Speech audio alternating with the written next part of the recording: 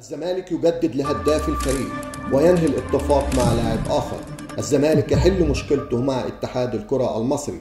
توقيع لاعب الأهلي للزمالك. بسم الله الرحمن الرحيم. أهلا بكم في قناة زملكاوي. ازيكم يا جماعة، عاملين ايه؟ يا رب تكونوا بخير وبصحة جيدة. اتمنى انكم تسمعوا الفيديو للآخر وتشتركوا في القناة وتعملوا لايك وشير وتضغطوا على الجرس عشان يوصل لكم كل جديد. هنتكلم في 4 مواضيع مهمة جدا. أول موضوع هنتكلم فيه إن الزمالك بيجدد عقد سيف الدين الجزيري لسنة 24 و25، يعني جدد موسمين جدد، في سنتين جداد هو جددهم. سيف الدين الجزيري من المهاجمين الذين أثبتوا كفاءتهم في السنين اللي لعبها مع الزمالك. ربما لم يكن أفضل مهاجم في تاريخ الزمالك، ولكن في ظل فقر السوق ما كانش فيه في السوق مهاجمين كويسين، يعتبر هو مميز جدا، وهو كان احد الاسباب اللي خلى الزمالك يفوز بالدوري موسمين متتاليين ورا بعض. ونقول ان التجديد مع سيف الدين الجزيري يعتبر شيء مميز جدا وكويس جدا. الجديد بس في العقد ان الزمالك هيتحمل فقط ضرائب سيف الدين الجزيري. ألف مبروك لسيف الدين الجزيري، ويا رب يعمل معانا موسمين كويسين في الفترة اللي جاية. الموضوع الثاني أو النقطة الثانية اللي هنتكلم فيها هو الزمالك يقترب من التجديد لسيف فاروق جعفر.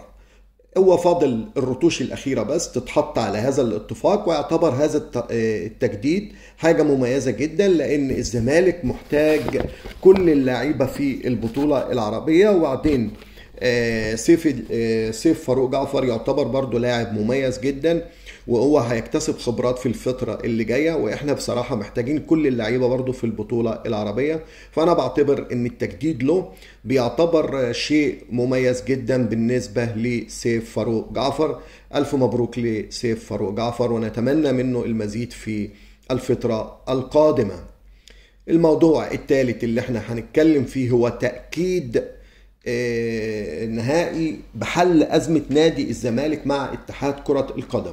أكد مصدر من نادي الزمالك أن أزمة المديونات الخاصة بالنادي لدي اتحاد الكرة القدم قد انتهت. الأزمة اللي بسببها قد تأجل قيد صفقات نادي الزمالك الجديدة في يناير الماضي، اللي هي كانت المشكلة بتاع يناير الماضي.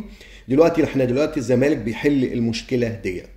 المصدر أكد وقال تم جدولة المديونات مع اتحاد الكرة القدم، بحيث سيحصل الاتحاد كرة القدم على 15 مليون جنيه مع بداية كل فترة، يعني 30 مليون جنيه كل موسم، لأن الموسم فيه فترتين قيد، ففي 15 و15 في السنة يعتبر 30 مليون جنيه، وده بيعتبر مبلغ كبير جدا.